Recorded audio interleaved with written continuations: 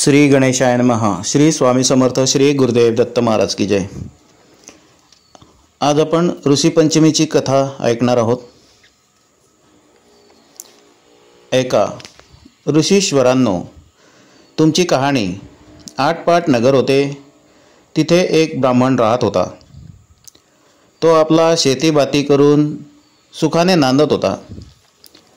एके दिवशी त्याची बायको शिवेनाशी झाली. विटाळ तसाच घरात कालाविला. त्या दोषानं काय झालं, तिचा नवरा पुढच्या जन्मी बैल झाला. त्या बाईला आपला कुत्रीचा जन्म मिळाला. देवीची करणी. दोघंही आपल्याच मुलाच्या घरी होती. तो मोठा धार्मिक होता. देवधर्म करी, श्राद्ध पक्ष करी, आल्या ब्राह्मणांना समाचार घेई. एके दिवशी त्याच्या घरी श्राद्ध आलं. त्यानं त्याच्या बायकोला सांगितलं, आज माझ्या आईचे श्राद्ध आहे, खीरपुरीचा स्वयंपाक कर. तो त्याच्या बायकोने केला. इतक्यात काय चमत्कार झाला. खिरीचं भांडं उघडं होतं. त्या भांड्यामध्ये सर्पानं गरळ ओकली. त्या कुत्रीनं पाहिलं. मनात विचार केला, ब्राह्मण खीर खातील व मरून जातील. मुलाला ब्रह्महत्येचे पाप लागेल.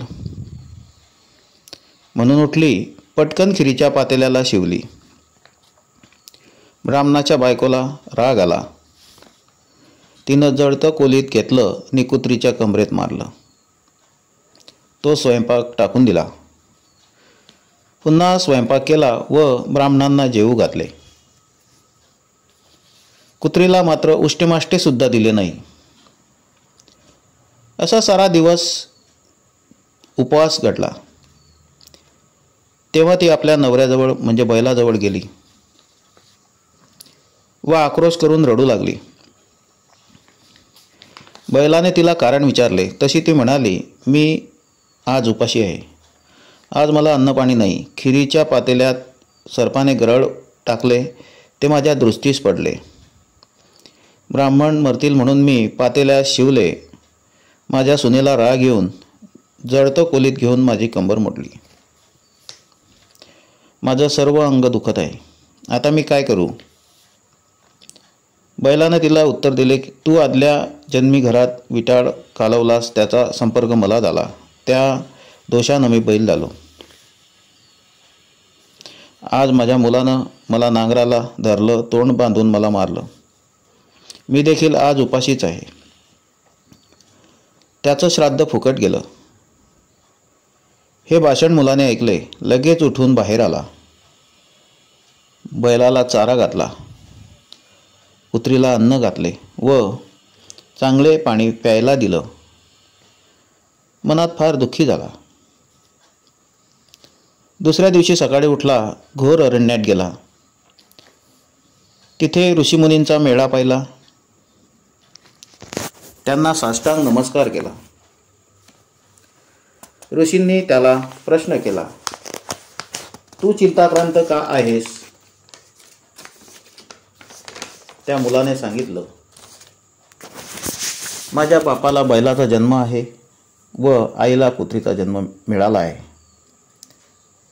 त्यांना मोक्ष कसा मिळेल या चिंतेत मी पडलो आहे. कृपा करून मला उपाय सांगावा.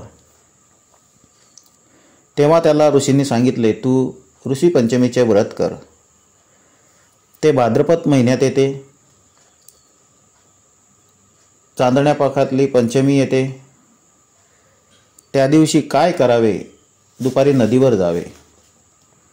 आघाड्यांची प्रार्थना करावी. त्याच्या काष्टानं दंतधावन करावं. आवडकाठी कुटून घ्यावी. तीळ वाटून घ्यावे. ते तेल केसाला लावावे. मग अंघोळ करावी. धुतलेली वस्त्र नेसावी. चांगल्या ठिकाणी जावे. अरुंधतीसह सप्त ऋषींची पूजा करावी. असं 7 वर्ष करावे. शेवटी उद्यापन करावं. या व्रताने काय होतं?